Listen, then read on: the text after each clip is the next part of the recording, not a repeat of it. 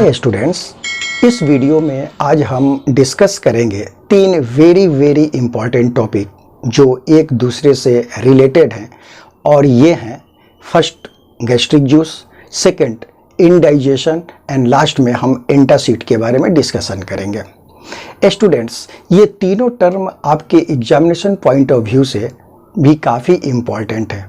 इससे हर साल 2 या 3 नंबर के क्वेश्चंस शॉर्ट नोट के रूप में लिखने के लिए आपके बोर्ड एग्जामिनेशन में पूछे जाते हैं। तो आइए इन तीनों टॉपिक बारी बारी से समझते हैं। सबसे पहले हम गैस्ट्रिक जूस के बारे में समझते हैं। स्टूडेंट्स, यह जो है वह स्टोमक है। स्टोमक हमारे सिस्टम का एक इम्पॉर्टेंट ऑर्गन होता है। स्टोमक के वॉल में मीन्स स्टोमक की जो कवरिंग होती है उसमें गैस्ट्रिक ग्लैंड होता है, जिससे गैस्ट्रिक जूस का सिक्रीशन होता है। तो यहाँ हमें यह समझना है कि गैस्ट्रिक ग्लैंड क्या होता है और इसका हमारे बॉडी में क्या इम्पोर्टेंस है। स्टूडेंट्स, आपके एजुकेशनल लाइफ में अगर कहीं भी आपको ग्लैंड टर्म मिलता है तो इसका अर्थ होता है ग्रुप ऑफ सेल्स। कहीं भी आपको ये टर्म मिलता है, ग्लैंड का मतलब क्या होता है, तो ग्लैंड का मीनिंग होता है ग्रुप ऑफ सेल्स।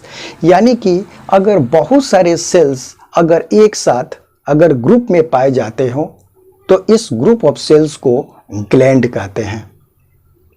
और गैस्ट्रिक सेकेंड टर्म है। गैस्ट्रिक का मतलब होता है पेट या स्टमक।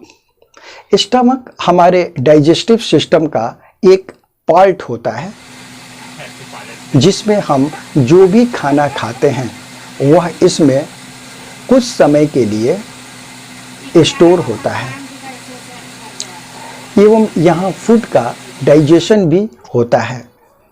अब हम स्टमक के वॉल पर कुछ स्पेशल ग्रुप ऑफ सेल्स पाए जाते हैं।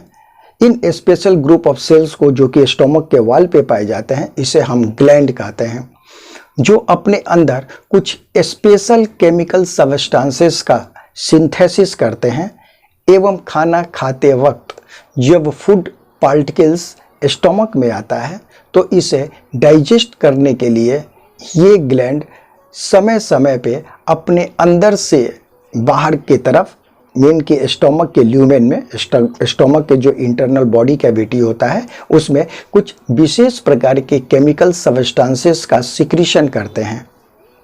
इन केमिकल सब्सटेंसेस को गैस्ट्रिक जूस कहते हैं।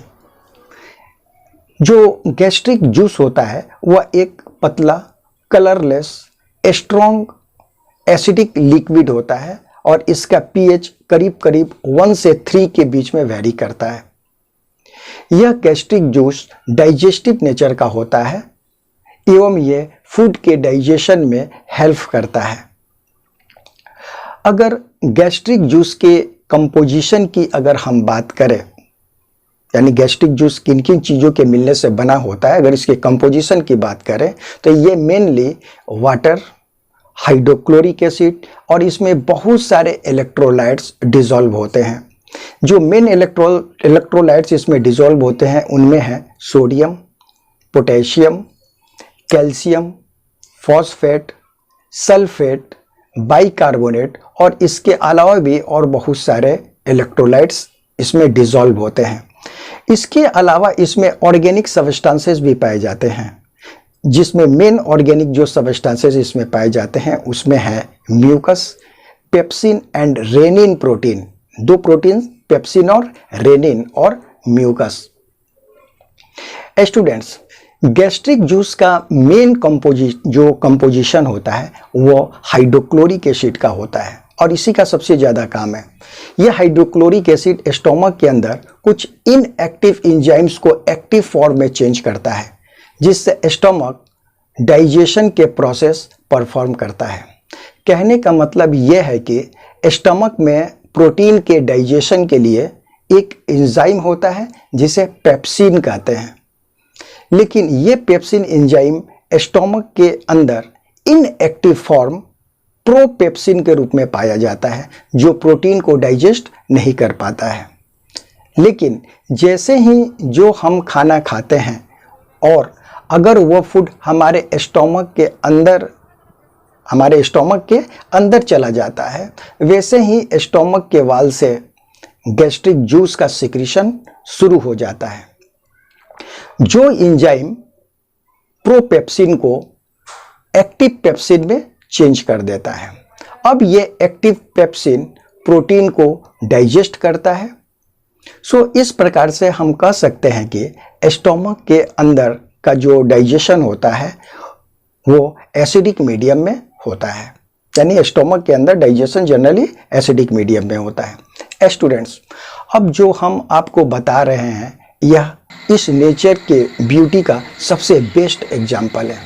नेचर ने हमारे बॉडी के अंदर सारे मैकेनिज्म सही ढंग से हो, इसके लिए कितना सुंदर अरेंजमेंट किया है, आइए इसे समझते हैं। स्टूडेंट्स, क्या आपने कभी सोचा है हम लोग मांस, चिकन, मटन, फिश खाते हैं तो हमारे बॉडी के डाइजेस्टिव एंजाइम्स, जो हमारे बॉडी में डाइजेस्टिव एंजाइम्स जो होते हैं वो इन्हें डाइजेस्ट कर लेते हैं।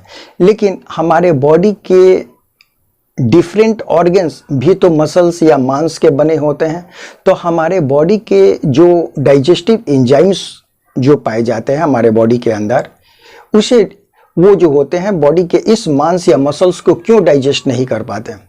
तो स्टूडेंट्स, इसका आंसर हुआ गैस्ट्रिक जूस में म्यूकस का सिक्रीशन होता है, जो स्टोमक के इंटरनल लाइनिंग के लेयर का फॉर्मेशन करता है, जिसे म्यूकोसा लेयर कहते हैं। और जब म्यूकोसा लेयर बन जाता है तो इस पर गैस्ट्रिक जूस का कोई प्रभाव नहीं पड़ता है। इस प्रकार से स्टमक का गैस्ट्रिक जूस से बचाव होता है और स्टमक या दूसरे ऑर्गन्स का डाइजेशन नहीं हो पाता है। तो ये था आपका गैस्ट्रिक जूस के बारे में कुछ बेसिक इंफॉर्मेशन। स्टूडेंट्स, अब हम समझने की कोशिश करेंगे कि इनडाइजेशन क्या है। बहुत इंपॉर्टेंट टॉपिक है आपके एग्जामिनेशन पॉइंट ऑफ व्यू से। इनडाइजेशन को मेडिकल टर्म डिस्पेप्सिया कहते हैं। पहली बात यह समझ ले कि इनडाइजेशन कोई डिजीज नहीं है, कोई बीमारी नहीं है, बल्कि कुछ सिम्टम्स होता है जिसे हम लोग फील करते हैं। तो हम सब डिस्कस करेंगे इनडाइजेशन किन किन कारणों से होता है एवं इसमें हम कैसा फील करते हैं। तो इनडाइजेशन मेनली जो होता है इन कारणों से होता है। सबसे पहला है जब हम लोग ज़्यादा मात्रा में खाना खा लेते हैं या खाना जल्दी जल्दी खाते हैं। सेकेंड है या हम लोग ज़्यादा अमाउंट में कॉफ़ी या अल्कोहल या कोल्ड ड्रिंक्स पीते हैं। शराब या कोल्ड ड्रिंक्स पीने से भी इनडाइजेशन होता है। थर्ड है स्मोकिंग करने से। फोर्थ है अधिक चिंता करने से या एंटीबायोटिक या कोई पेन किलर, अगर हम बॉडी में कोई पेन किलर खाएं। पेन किलर का मतलब क्या होता है कि वैसी दवा जो कोई भी दर्द अगर हमारे बॉडी में हो जाता है तो उसको ख़त्म करने के लिए खाते हैं। या स्पाइसी फूड, मतलब कि मसालेदार अगर हम खाना खाने से भी इस तरह के प्रॉब्लम्स होते हैं, मीन्स इनडाइजेशन होता है। इन सब घटनाओं का हमारे बॉडी पर यह प्रभाव पड़ता है कि हमारे ईसोफेगस में या थ्रोट में या स्टोमक में या एब्डोमेन में या चेस्ट में बर्निंग सा डिस्कम्फर्ट फील होता है। तो आइए इसे समझते हैं कि ये क्या है, इसके पीछे कौन सी मैकेनिज्म काम करती है। स्टूडेंट्स, जो भी फूड मटेरियल्स को हम खाते हैं उसे सबसे पहले हम अपने माउथ में डालते हैं। यहाँ से फूड ईसोफेगस के द्वारा हमारे स्टोमक में आता है एवं यहाँ पर कुछ समय के लिए, यानी स्टोमक में जब फूड आ जाता है तो कुछ समय के लिए यहाँ पे फूड स्टोर होता है। ईसोफेगस एंड स्टोमक के जंक्शन पे एक वॉल्व होती है। यह वॉल्व बेसिकली एक मसल्स का बना हुआ एक स्फेरिकल रिंग होता है जिसे लोअर एसोफेजल इंस्फिक्टर LES कहते हैं। जब फूड इसोफेगस से स्टोमक में चला जाता है तो ये वाल्व क्लोज हो जाता है यानी बंद हो जाता है।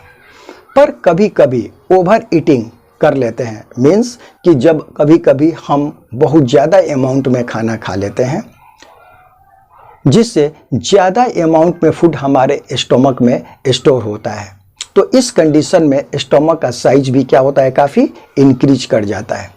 इसका रिजल्ट यह होता है कि लोअर इसोफेजल इंस्फिक्टर LES भी सही ढंग से क्लोज नहीं हो पाता। इसी सिचुएशन में स्टोमक में डाइजेशन के क्रम में गैस्ट्रिक जूस के साथ जो हाइड्रोक्लोरिक एसिड का प्रोडक्शन हुआ रहता है वह एसोफेगस में चला जाता है। क्यों जाता है? क्योंकि वो रिंग जो होता है वाल्व खुला रहता है, जिससे एसोफेगस में, थ्रोट में, स्टोमक में या एब्डोमेन में और चेस्ट में बर्निंग सा डिस्कम्फर्ट फील होता है। इसे GERD गैस्ट्रो इसोफेजियल रिफ्लक्स कहते हैं। इसे क्या कहते हैं? गैस्ट्रो इसोफेजियल रिफ्लक्स डिजीज कहते हैं। इस प्रॉब्लम्स को दूर करने के लिए हम एंटासिड यूज करते हैं। एंटासिड क्या होता है? एंटासिड ऐसे केमिकल्स होते हैं जो बेसेस या अल्कली नेचर के होते हैं एवं जिसका नेचर एसिड से बिल्कुल उल्टा होता है। एसिडिक और बेस के बीच होने वाले रिएक्शंस को न्यूट्रलाइजेशन रिएक्शन कहते हैं एवं इस रिएक्शन में एंटासिड स्टोमक के हमारे अंदर हाइड्रोक्लोरिक एसिड से रिएक्ट कर कार्बन डाइऑक्साइड एंड वाटर का फॉर्मेशन करता है और इस रिएक्शन को न्यूट्रलाइजेशन रिएक्शन कहते हैं, यानी कि बेस एसिड के इफेक्ट को न्यूट्रलाइज करता है। यहाँ एक बात हमें यहाँ पे समझनी जरूरी है कि स्टोमक में प्रोड्यूस एक्सेस एसिड के अमाउंट को न्यूट्रलाइज करता है, यानी ये जो बेस होता है जो हमारे स्टोमक में एक्सेस एसिड प्रोड्यूस होता है। जो कॉमन एंटासिड हम यूज करते हैं वह है सबसे पहले एल्युमिनियम हाइड्रोक्साइड जिसका फॉर्मूला AlOH3 होता है, दूसरा magnesium carbonate MgCO3, third sodium bicarbonate, fourth magnesium hydroxide, उसके बाद कैल्शियम कार्बोनेट जिसका फॉर्मूला CaCO3, उसके बाद मैग्नीशियम ट्राइसिलिकेट। अब हम इन एंटासिड को खाते हैं तो ये जो एंटासिड है हमारे स्टोमक के अंदर हाइड्रोक्लोरिक एसिड से रिएक्ट कर कैसे न्यूट्रलाइजेशन रिएक्शन परफॉर्म करते हैं। तो अब बारी बारी से इनके बीच में हम रिएक्शंस को समझते हैं। पहला रिएक्शन है एल्युमिनियम हाइड्रोक्साइड का, इसका फॉर्मूला होता है AlOH3। ये एल्युमिनियम हाइड्रोक्साइड जब HCl से रिएक्ट करता है तो रिएक्शन होता है AlOH3 plus thrice HCl equal to AlCl3 plus 3H2O। Second है मैग्नीशियम कार्बोनेट जिसका फॉर्मूला होता है MgCO3। ये रिएक्ट करता है twice HCl equal to MgCl2 plus CO2 plus H2O।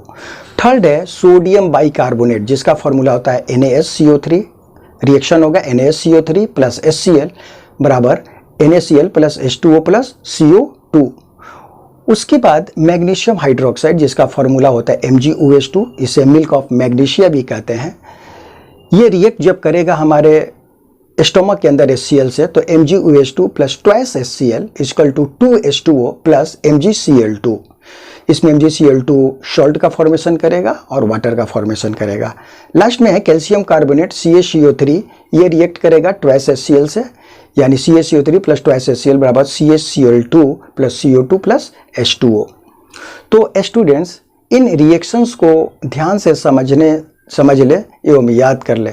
Student last में हम समझने की कोशिश करेंगे कि हम क्या करें कि हमें इनडाइजेशन का प्रॉब्लम नहीं हो।